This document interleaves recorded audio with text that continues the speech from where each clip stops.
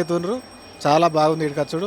మళ్ళా అన్నిటికంటే ముఖ్యమైనది ఇక్కడ గంగా హారతి వెరీ పాపులర్, చాలా ముఖ్యమైనది.